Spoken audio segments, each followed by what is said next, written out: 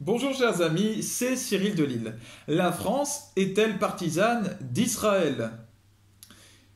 Je parle évidemment dans le contexte du conflit entre Israël et la Palestine. Bien, pourquoi est-ce que je pose la question? Bien parce qu'elle se pose.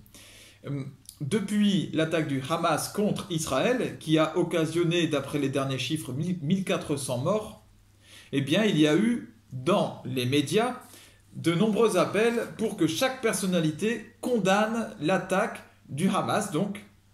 Et ceux qui ne le font pas, ou ceux qui ne le font pas suffisamment clairement, selon certaines personnes, selon certains décideurs, eh bien sont pointés du doigt. Pointés du doigt comme étant éventuellement des soutiens du Hamas, de la Palestine, et peut-être antisémites. Voilà. C'est arrivé entre autres sur le plateau de Cyril Hanouna. Cyril Hanouna lui-même, étant juif, ne cachant pas, ou alors cachant très mal, un parti pris pour Israël. Et il s'est retrouvé confronté à des personnes qui avaient un autre discours. Je vais y revenir.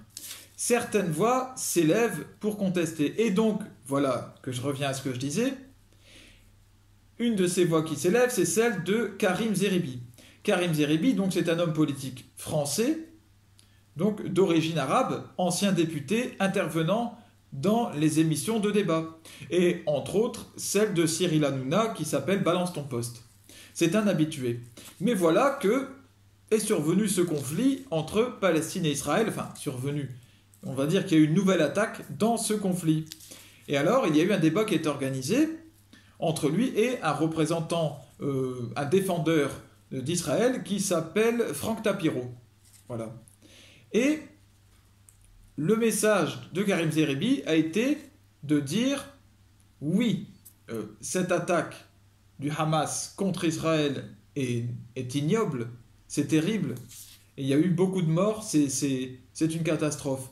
Mais, pour autant, il faut qu'Israël reconnaisse aussi, et il faut que nous reconnaissions que la politique de colonisation agressive qui est entreprise par Israël n'aide pas à la paix.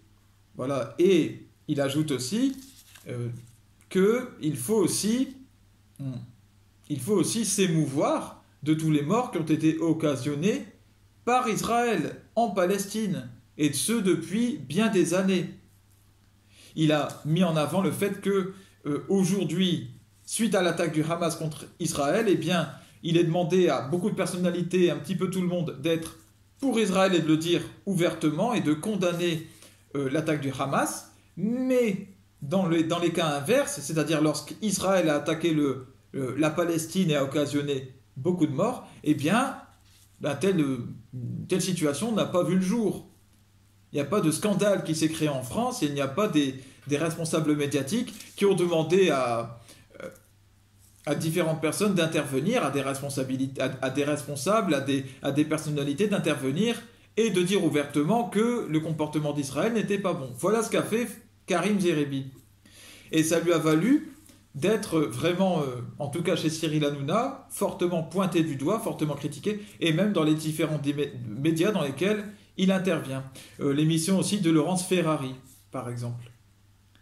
Alors, ce qui est intéressant chez Karim Zeribi, c'est qu'il est musulman, certes, et pourtant son discours est mesuré, est équilibré. C'est-à-dire qu'il ne va pas vous dire, comme des responsables du Hamas, comme des extrémistes musulmans, que l'attaque est méritée et que, tant pis, c'est comme ça, que ces gens ont bien le droit de se défendre et que c'est normal. Non. Il ne dit pas cela, mais il dit, si je condamne d'un côté, je dois condamner l'autre côté.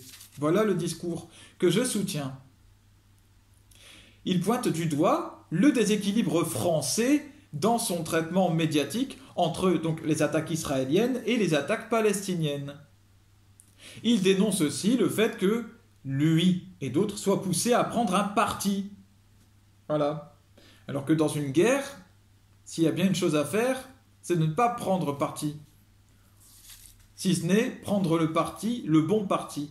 Celui de la paix, chercher la justice, chercher en fait le bien vivre ensemble, l'amour. Le monde aujourd'hui est en train d'exploser, ça n'aura pas échappé à la plupart d'entre vous, mais depuis toujours, en fait, il est plus ou moins fracturé.